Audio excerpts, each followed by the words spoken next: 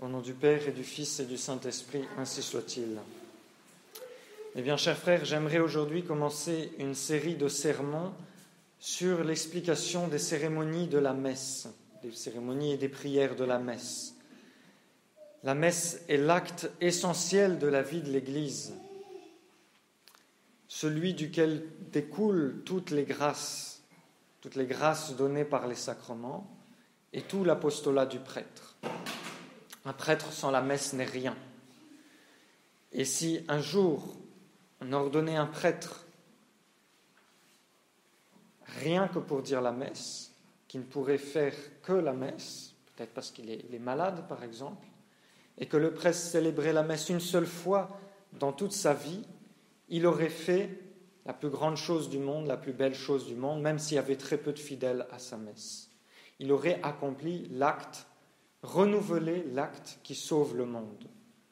Et c'est d'abord pour cette raison, pour comprendre la grandeur et l'importance de la messe, que je veux faire ces sermons. Mais il y a aussi une autre raison, c'est pour combattre l'erreur qui se répand de plus en plus dans nos milieux, selon laquelle on peut se passer de la messe, sans grand danger pour la foi.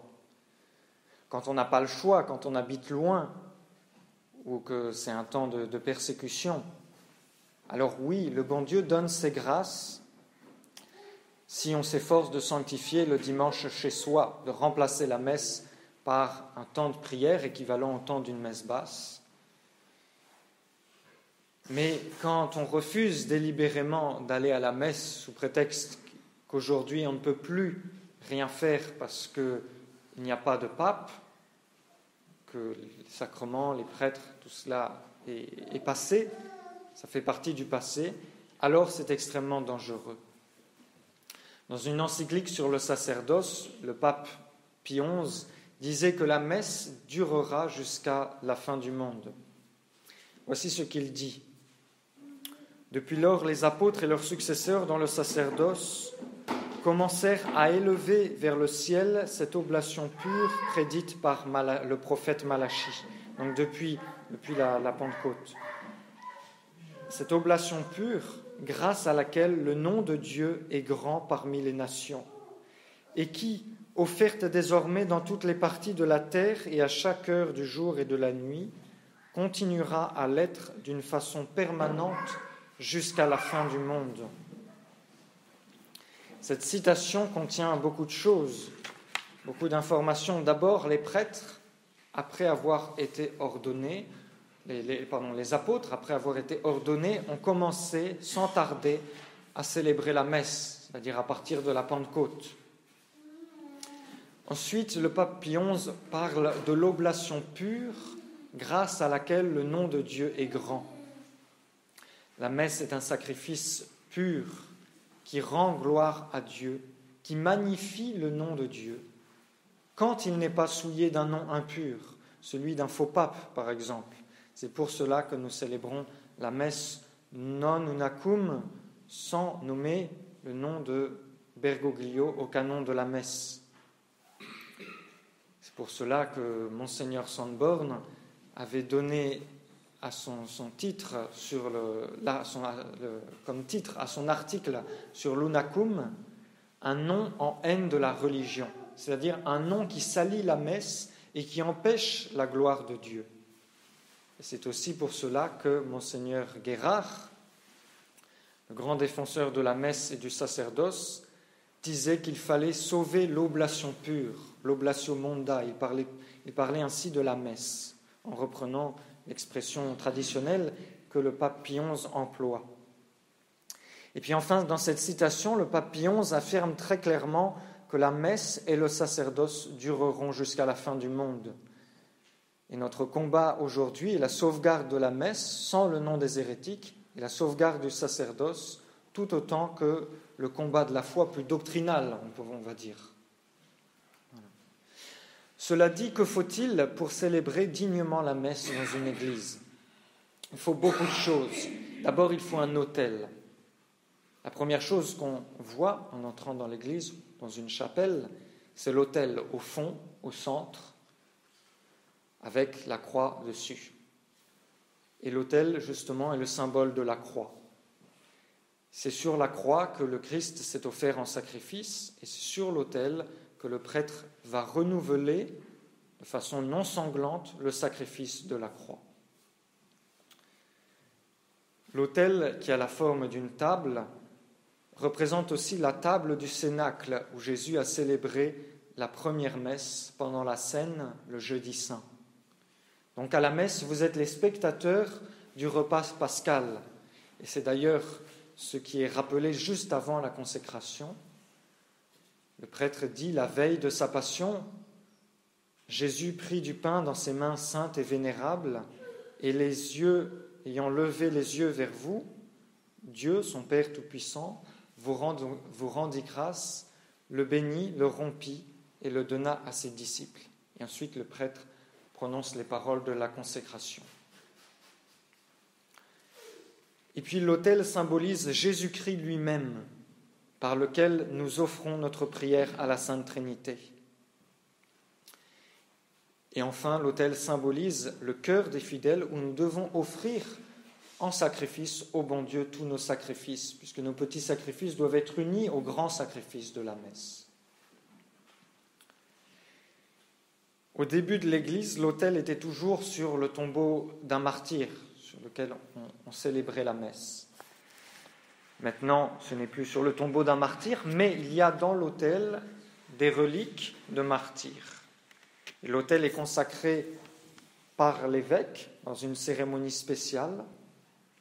Soit c'est tout l'autel qui est consacré, comme dans les grandes églises, le grand autel, soit c'est seulement une petite pierre carrée qu'on enchâsse dans la table de l'autel. Donc on dépose dans un creux de l'autel. Et ici, c'est seulement une petite pierre sur laquelle le prêtre pose le calice et l'hostie. Elle est cachée sous les nappes de l'autel. Sur le bord de la pierre, au centre, il y a un petit trou avec un coffret scellé contenant les reliques de martyrs. Et quand le prêtre s'incline et baise l'autel, juste avant le Dominus Vobiscum par exemple, il s'incline et il baise à peu près l'endroit des reliques. C'est comme s'il prenait la force des martyrs avant de la donner aux fidèles. Je vous ai dit que l'autel représentait le corps de Jésus-Christ. Sur la pierre d'autel, il y a justement 5 croix qui sont gravées dans la pierre et qui signifient les 5 plaies de Jésus-Christ. 4 croix aux angles et une croix au centre, un peu au centre de la pierre. Et puis sur l'autel, on pose 3 nappes, avec une qui descend presque par terre, sur les côtés. Ce sont comme les linges dans lesquels Jésus a été enveloppé dans le tombeau, puisque Jésus va s'immoler sur l'autel. Et la croix et le corps de Jésus-Christ sont signifiés très profondément sur l'autel, puisque l'évêque, quand il consacre l'autel, fait 3 signes de croix sur chacune des 5 croix de l'autel avec l'huile des catéchumènes, puis encore 3 signes de croix sur chacune des 5 croix avec le saint crème. Et pendant cette cérémonie, il y a plus de 200 signes de croix qui sont tracés. Ensuite, il y a les marches de l'autel qui conduisent à l'autel. On les appelle les degrés. Normalement, il y a 3 degrés. Ici, on va dire que le premier degré, c'est la première marche du banc de communion. Les 3 degrés de l'autel représentent les 3 vertus théologales, parce que c'est par la foi, l'espérance et la charité que nous allons vers le bon Dieu. Ce sont ces 3 vertus qui nous ordonnent directement vers Dieu. On croit en Dieu, on espère en Dieu et on aime le bon Dieu. Au-dessus de l'autel, il y a le tabernacle, qui est la maison du Seigneur. Tabernacle, ça veut dire tente, parce que le tabernacle des Hébreux, dans le désert, que le bon Dieu a ordonné à Moïse de construire, était une grande tente, construite donc par l'ordre de Dieu avec des dimensions bien précises et des détails bien précis. Il y a 3 chapitres de l'Écriture sainte dans le livre de l'Exode où le bon Dieu décrit exactement ce qu'il faut faire pour construire la grande tente qui sert de tabernacle pour renfermer l'arche d'alliance, les pains de proposition, le chandelier à 7 branches, etc. Et si le bon Dieu donne toutes ces prescriptions, c'est pour forcer le respect de ces gens-là. Puis ensuite, il y a encore 3 chapitres qui décrivent l'ordination des prêtres, leurs habits et comment les sacrifices doivent être offerts. Justement, la prochaine fois, nous parlerons des habits sacerdotaux du prêtre. Pourquoi le prêtre est habillé ainsi et quels sont ses habits, quelle est la signification. Nous revenons au tabernacle. L'Église, elle aussi, a plusieurs règles sur la construction du tabernacle. Il doit être travaillé avec art, il doit être en partie doré à l'extérieur, et l'intérieur doit être tapissé de soie blanche. Il doit y avoir un voile sur la porte du tabernacle de la couleur des ornements. Aujourd'hui, c'est vert, c'est les dimanches après l'Épiphanie. Et ce voile représente le voile qui était à l'entrée du Saint des Saints dans le temple de Jérusalem. Un grand voile qui tombait, et ce grand voile qui s'est déchiré au moment où Jésus est mort, qui s'est déchiré miraculeusement. Et justement, ce voile-là ne doit pas être déchiré, il doit être beau, bien propre, parce qu'il renferme non plus l'arche d'alliance, il cache non plus l'arche d'alliance dans le Saint des Saints, mais le corps de Jésus-Christ, vrai Dieu et vrai homme. Le tabernacle doit être fermé à clé pour éviter les profanations. On n'a rien le droit de poser sur le tabernacle, sauf la croix de l'autel ou une image de Jésus. Dans le tabernacle, sur la soie, on pose un corporal qui est un linge sur lequel on pose le Saint-Sacrement. Et sur ce linge, on pose un ciboire, qui est un vase sacré, dont l'intérieur de la coupe doit être en or, plaqué or. Et le ciboire est couvert d'un autre petit voile qu'on appelle un pavillon. Et le ciboire est le symbole de la Vierge Marie, représente la Vierge Marie portant Jésus et qui est couverte de son voile, comme elle est apparue à Lourdes ou dans les autres apparitions. Quant à nous, nous devons être les tabernacles vivants, puisque nous sommes les temples de Dieu. Et nous devons être des ciboires vivants, puisque le bon Dieu vient dans notre âme par la communion. L'intérieur de notre âme doit être comme une coupe d'or. L'or, c'est le symbole de quoi ? L'or, c'est le symbole de la charité. C'est pour ça qu'un des rois mages a apporté de l'or à la crèche. Et quand Jésus vient, il veut trouver dans notre cœur l'or de la charité, l'état de grâce, l'amour de Dieu et du prochain. Et pour nous montrer cela, la Sainte Vierge, juste après avoir reçu l'enfant Jésus dans son sein, s'est mise à pratiquer la charité. Elle est partie aller visiter sa cousine Élisabeth. Puis sur le tabernacle, il y a une croix. C'est obligatoire pour dire la messe d'avoir une croix, pour rappeler aux prêtres et aux fidèles la passion et la mort du Sauveur. Enfin, devant le tabernacle, il faut une lampe rouge qui brûle en permanence, jour et nuit. Cette lampe indique la présence réelle. Si Jésus est dans le tabernacle, on doit laisser la lampe allumée. Et s'il n'y a plus la lampe, c'est qu'il n'y a plus la présence réelle. Dans l'Ancien Testament aussi, les prêtres devaient entretenir une lampe toujours allumée dans le grand tabernacle, dans cette grande tente. La lampe est le symbole de Jésus, qui est la lumière du monde. Normalement, la lampe du sanctuaire doit être allumée avec le feu de la veillée pascale, parce que c'est justement le feu nouveau qui représente Jésus, la lumière du monde. Et si vous vous souvenez bien, le samedi saint, pendant la veillée pascale, le prêtre chante 3 fois Lumen Christi, lumière du Christ, avec le cierge pascal en faisant la génuflexion, et on répond Deo gratias. C'est le symbole de la foi qui doit éclairer nos âmes. À gauche de l'autel, il y a la crédence. La crédence est une petite table recouverte d'une nappe ou bien une niche creusée dans le mur, avec une petite étagère pour poser les burettes. Sur la crédence, on pose les burettes, donc, qui contiennent le vin et l'eau, un bassin et un linge pour que le prêtre puisse se laver les mains après l'offertoire, et puis le plateau de communion et la clochette. On verra tous ces objets au cours de la messe. Et puis pour dire la messe, il faut aussi allumer des cierges en cire d'abeille, obligatoirement. Pour la messe basse, il faut 2 cierges. Pour la messe chantée, il faut 4 ou 6 cierges. Et dans un cierge, il y a 3 choses. Il y a la cire, il y a la mèche et il y a la flamme. La cire, qui est tirée des abeilles, que les abeilles fabriquent avec les fleurs odoriférantes, eh bien, représente la chair de Jésus qui est tirée de la Vierge Marie.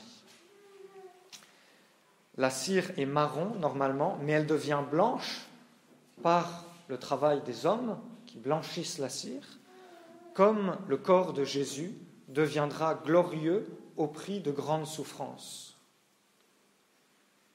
La mèche du cierge, c'est l'âme de Jésus-Christ qui est revêtue de sa chair, qui est entourée de sa chair, de son corps. Et la flamme, c'est la divinité de Jésus qui éclaire les âmes et qui les réchauffe. C'est saint Anselme qui explique cela, le symbolisme du cierge. Et si le prêtre célèbre avec un seul cierge allumé, il commet un péché véniel. S'il célèbre sans aucun cierge, il commet un péché mortel. C'est aussi important que cela. Toutes ces belles choses qui préparent au saint sacrifice de la messe doivent nous donner un grand respect de la maison de Dieu. Rien n'est plus respectable que la maison du Seigneur. C'est pourquoi quand on entre, on prend de l'eau bénite, on fait le signe de la croix, ensuite on adore le bon Dieu en faisant la génuflexion. Et dans l'Ancien Testament, le bon Dieu disait « Tremblez devant mon sanctuaire ». Pourtant, il n'y avait pas la présence réelle. On n'y offrait que des sacrifices d'animaux. Mais dans les églises, il y a Jésus lui-même qui se prépare à mourir sur la croix. C'est comme si on entrait au jardin des Oliviers pendant l'agonie de Jésus. Il faut entrer avec un grand respect, un grand silence, une grande douleur de nos péchés. Sinon, le bon Dieu pourrait nous adresser ce reproche, comme dans la parabole. « Mon ami, comment êtes-vous entré ici sans avoir la robe nuptiale, sans la contrition de vos péchés, sans vous être préparé, sans vous être recueilli ?» Puis enfin, pour bien profiter du sacrifice de la messe, il faut dire avec saint Paul, « Puisque nous avons un grand pontife établi pour nous sur la maison de Dieu, approchons-nous de lui avec un cœur vraiment sincère, sans aucun déguisement, avec une pleine foi, pénétrés de tous nos devoirs à la vue de ces grands mystères, exempts de tout reproche de la conscience et renouvelant en nos corps la pureté qu'ils ont eue par les eaux salutaires du baptême. » Cela n'est pas toujours facile. Parfois, nous avons quelques reproches à nous faire. Nous sommes distraits juste avant la messe, où nous pensons à ce que nous ferons après la messe. C'est pourquoi saint Paul dit aussi dans la même épître aux Hébreux, la belle épître sur le sacerdoce, « Le pontife que nous avons peut compatir à nos faiblesses. Il a été tenté comme nous en toutes choses, sans commettre le péché. Approchons-nous donc avec assurance du trône de la grâce, afin d'obtenir miséricorde et de trouver grâce dans un secours opportun. » Au nom du Père et du Fils et du Saint-Esprit, ainsi soit-il.